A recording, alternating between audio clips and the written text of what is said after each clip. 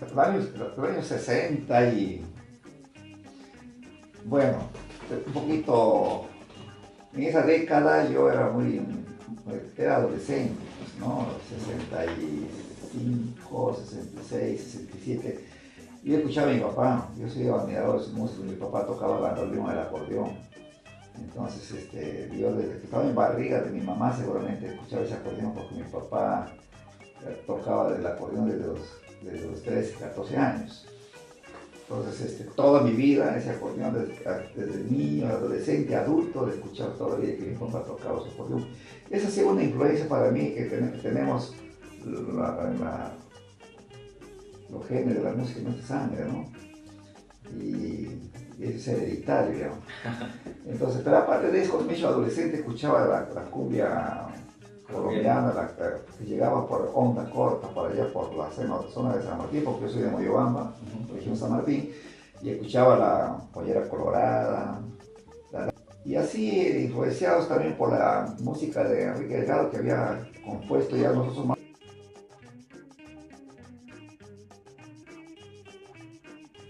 El impacto fue muy novedoso porque traíamos una alternativa de música selvática amazónica, el toque, la forma, el formato de las canciones, innovador, era muy diferente a lo que estaban haciendo en ese momento. Ya existían grupos, pues los Destellos, de Enrique Delgado, existían los Diablos Rojos de Marino Valencia, los Ecos de Heriberto Cuesta, y venía a competir con ellos, era fuerte, eran costeños ellos, yo era provinciano de la selva. Era necesario llegar a Lima. Claro, llegar a Lima y ya pues acá hacer la pelea, como se dice, no la pelea, no la pelea en ring o de competencia, no la pelea de, ¿qué te puedo decir? Más que todo musical en cuanto a dar otra alternativa al público, ¿no? Y había otras orquestas que quisieron imitar a los colombianos, ¿ah? O sea, la influencia era fuerte de la música extranjera aquí en esa época. Pero no era crear algo original, era imitar. Los demonios del Mantaro, por ejemplo, de Carlos Vaquerizo, quería imitar a los colombianos. Compay Quinto, haciendo la guaracha, quería imitar a Pedro Miguel Maracaibo, a los cubanos. Entonces, ellos hacían, pero más se identificaban con la música extranjera que querían imitar. Pero Enrique Delgado salió una cosa nueva. Impactó con eso, ¿no? Hasta que llegaron estos grupos, pero todos haciendo algo similar con cumbia costeña. En cambio, los míos traían otra alternativa.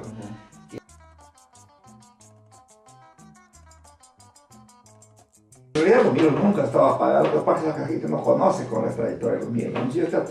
En la época del terrorismo, yo iba a trabajar por la selva. Yo decía acá, ya va a venir, van a comenzar a atacarlos por acá, los zones, van a quemar, van a hacer paro armado, no creían. No, es imposible, no, ¿qué van a hacer? Llegó acá, llegó toda esa cuestión. Yo nunca estaba metido, yo iba, me contrataban a mí.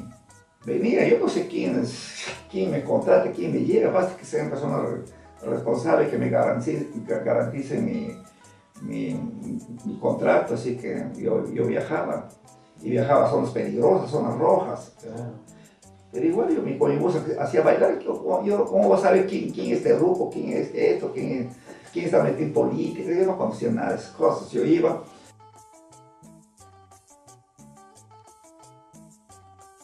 Bueno, sí, efectivamente, hace como 7 años que me llevaron aquí a la Noche Barranco, a un local aquí en Barranco. La Barrancumbia, la actuación de los Mirlos, y gustó mucho a los jóvenes que estaban por ahí y llegaron, impactó. Eso me llevó por Barrio Calavera, si no me equivoco. Barrio Calavera, Neymar, sí, esas bandas. ¿Ya? Y siempre me llevan a sus eventos ellos. Y siempre he estado en las discotecas, trabajando. No muy seguida, pero sí trabajando, siempre. O sea, eso ya son eventos generacionales, como le digo yo, porque es otra generación que está bailando. Por ejemplo,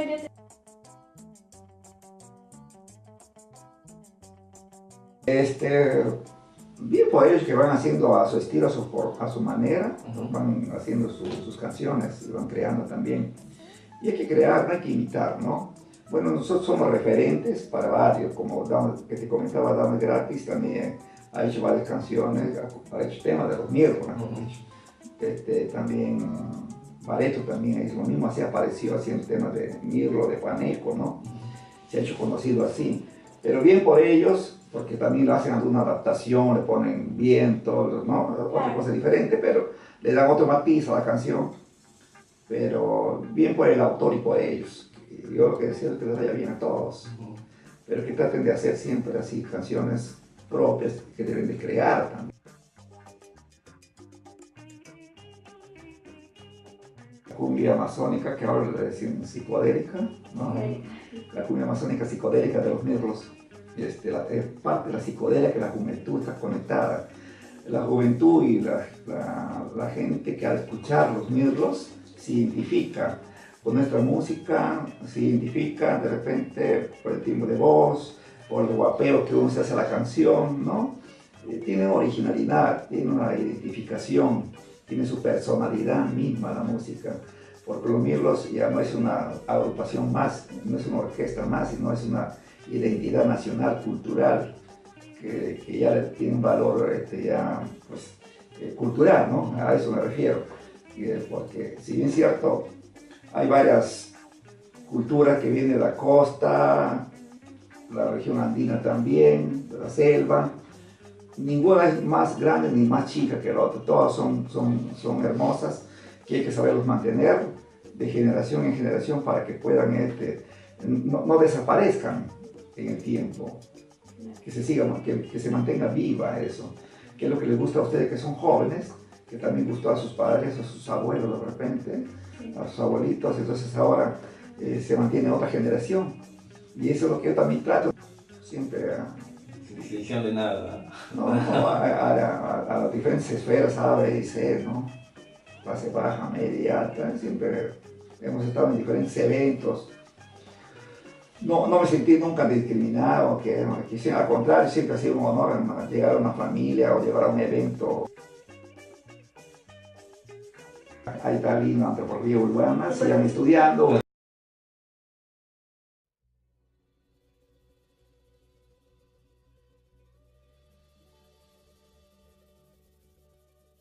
Y eso es hacer la banda que queremos escuchar, ¿no?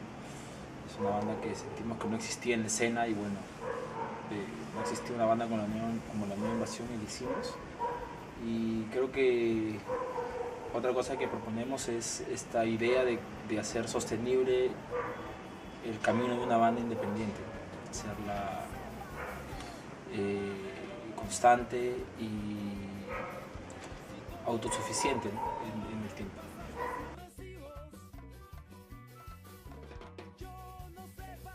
Encajaba con la gente que estaba en este circuito y que seguía nuestra banda, que era Suicidas, empezó a sentir una especie de sacrilegio, ¿no? Era como una traición a cierta esencia. Y yo sentía que era todo lo contrario, que era más bien una honestidad nueva, ¿no? Una honestidad, liberarnos de las máscaras y de las posturas que hay a veces alrededor de un género musical, ¿no? Se le carga de una ideología, muchas veces como una especie de dogma, ¿no? Entonces yo sentía que era más bien todo lo contrario, darle una nueva honestidad, una nueva frescura.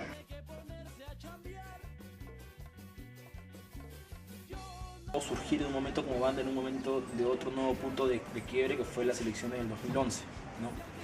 Estas elecciones en las que salía y terminó ganando Ollanta como presidente, donde había una especie de despertar latinoamericano, ¿no? Tenías unos gobiernos más o menos de izquierda en Latinoamérica, ¿no? Entonces había como una especie de aire de cambio y transformación en el ambiente que contagió a muchos jóvenes que estábamos de alguna manera u otra activando políticamente o activando desde el arte en la ciudad y en el país, ¿no?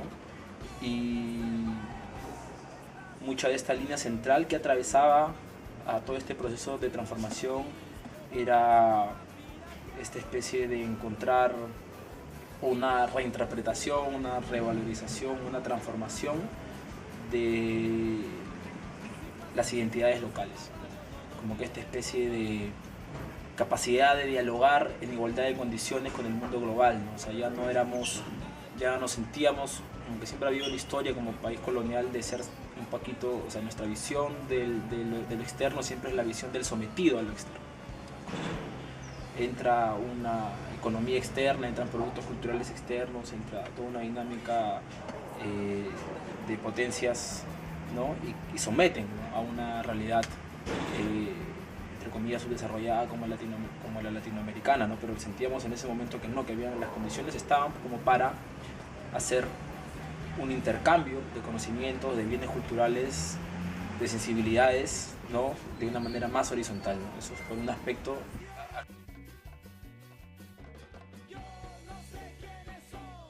donde tenemos el espacio para trabajar. ¿Cómo es posible? Esa es la pregunta del millón, porque no hay manuales, ¿no? Creo que el término autogestión lo usamos muchas veces sin darnos cuenta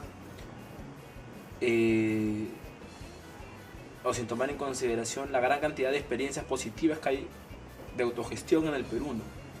Tienes toda una industria cultural que ha crecido de espaldas a los grandes medios de comunicación durante mucho tiempo, que es el folclore, la chicha y la cumbia, hasta que vino ahora su estallido hacia lo mainstream, ¿no? Pero han sido, si bien han sido músicas con mucho arraigo popular, han sido expresiones musicales y culturales consideradas marginales, ¿no?, por el discurso oficial de la cultura, ¿no? Ya han logrado hacerlo sostenible, rentable, y han logrado crecer en base a la autogestión, ¿no? Pero las escenas independientes de la música independiente, llamada música independiente, ¿no?, que están más ligados a espacios donde nos movemos nosotros, que es un espacio básicamente de la clase media, de la gran clase media ahora del Perú, ¿no?, que está conformada por diferentes colores y formas, le cuesta, ¿no?, ver esas experiencias aún y aprender de ellas, ¿no? Estamos aún mirando más,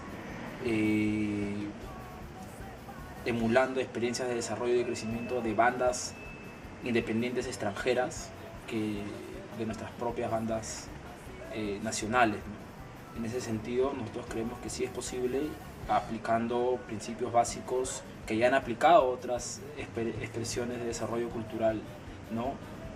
Como los aplicados en el folclore, la cumbia y la chicha, ¿no?, que es básicamente mi espacio, mi público, mis reglas.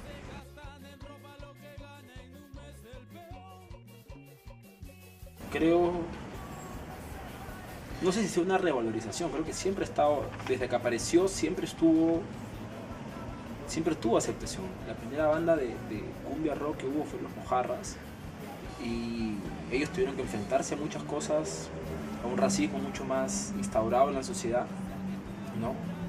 Te hablas con Cachuca, lo que te cuenta en realidad es una lucha así contra el racismo, y apenas lograron acceso a los medios masivos de comunicación con esta serie, Los de Arriba y Los de Abajo.